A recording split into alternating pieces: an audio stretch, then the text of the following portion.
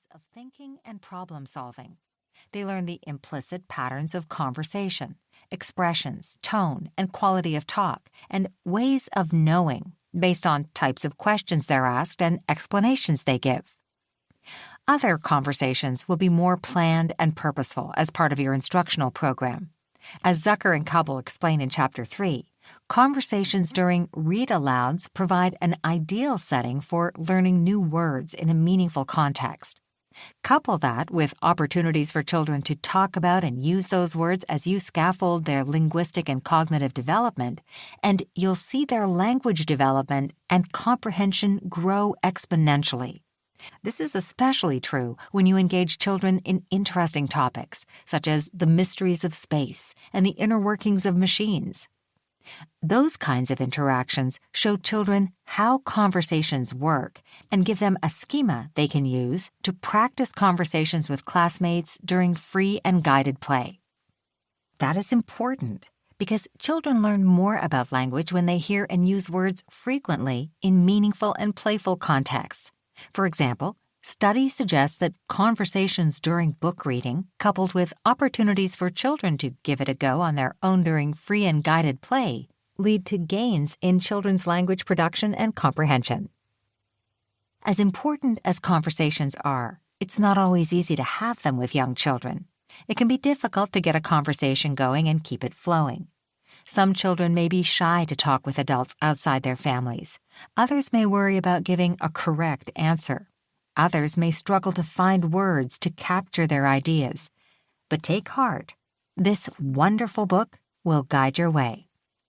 Susan B. Newman, Professor, Childhood Education and Literacy Development, New York University.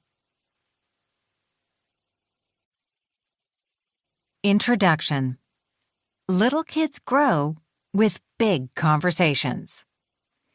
We know that language skills are important for young children, but it can be difficult to engage them in meaningful conversations in busy preschool, kindergarten, and first-grade classrooms. This book's message is simple. You can elevate the quality of your conversations by using the Strive for 5 framework. What does that mean? Instead of the 2 or 3 turn conversations that often happen in classrooms, 1. Teacher, what are you drawing? 2. Student, a dog. 3. Teacher, good job. You extend your conversations by striving for 5 turns. 1. Teacher, what are you drawing? 2. Student, a dog. 3. Teacher, nice.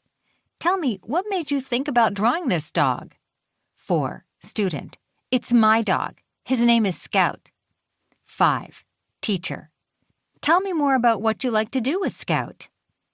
In other words, you don't stop after asking students a question and giving them one opportunity to answer. Instead, you keep the conversation going by being responsive to what children are saying and encouraging them to describe their thinking or deepen their knowledge. David Dickinson pioneered the phrase "strive for 5" as a guiding principle to have a sequence of 5 back-and-forth exchanges with children in conversations. The early childhood years are perfect for putting children on the road to becoming good conversationalists. Young children not only need routine conversations with their caregivers, but also meaningful ones to develop foundational language skills that prepare them for reading and school success. As students move up the grades, their ability to engage in quality conversations continues to relate to their reading achievement. Conversations are not always easy, particularly for students with limited language skills or multilingual learners. But teachers report that one of the best things about the Strive for 5 framework is that it enables them to support all children's learning while showing each child that they care about his or her ideas. This is important because children have a deep need to be known and understood by their teachers. By using the Strive for 5 framework, you show them you want to hear what they have to say. About this book, Strive for 5 Conversations breaks down the art of meaningful conversation for you, busy teachers of young children.